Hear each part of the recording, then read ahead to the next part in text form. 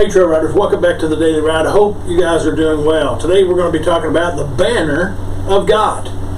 The power passage comes to us today from 1 Samuel 17:47, which says, "Then all this assembly shall know that the Lord does not save with sword or spear, for the battle is the Lord's, and he will give you into our hands." The power passage for today is that his banner over me is love. The connecting passages for today is Exodus 17:15 and 16, Joshua 5:14, and Psalm 60 verse 4. The scriptures that get us through the Bible in a year is Exodus 10, Luke 13, Job 28, and 1 Corinthians chapter 14. Roman soldiers used insignias for battle signaling in battle, ensigns to signal or make signals in battle, occasionally perfuming them with oils and decorating them with flowers. Jews considered these ensigns to be spiritually offensive.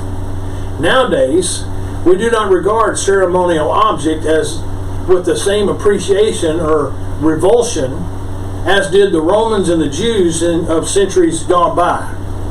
But we can learn a lot by understanding how people revered banners in Bible times. You have given a banner to those who fear you, that is to be displayed because of the truth. During the exile of the Hebrews in Egypt, they had no banner.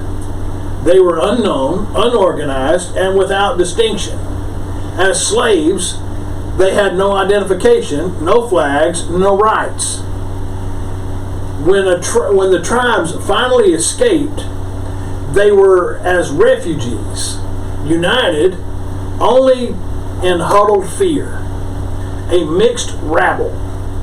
Only Moses and Aaron kept them together, and even then, some of them probably suspected them of being religious fanatics.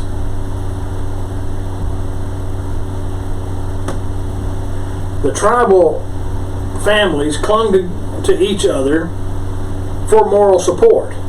The first few days were critical. Then murderous bands of Amalekite plunderers began to harass their flanks, picking off stragglers and stripping them of their meager belongings.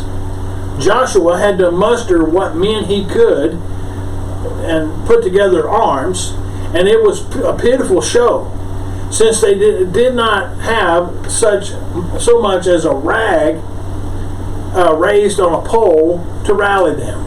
However, Moses had his own bare hands to raise to the God of heaven, and the Amalekites were routed.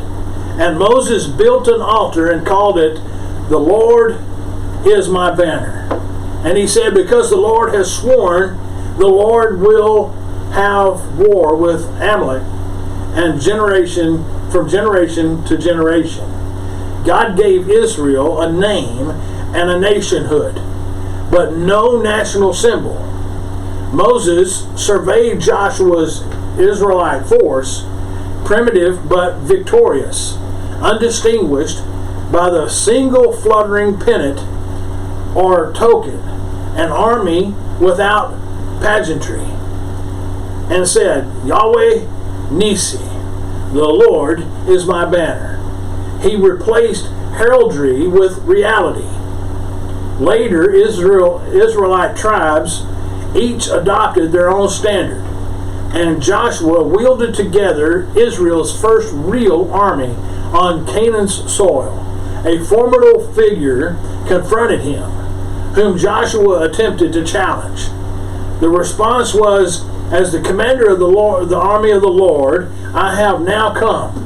That heavenly commander-in-chief needed no ensign or never lost a battle. He is your chief also today. God bless you guys. I hope you'll continually follow me here on the Daily Ride, and I'll see you on the next trail ride.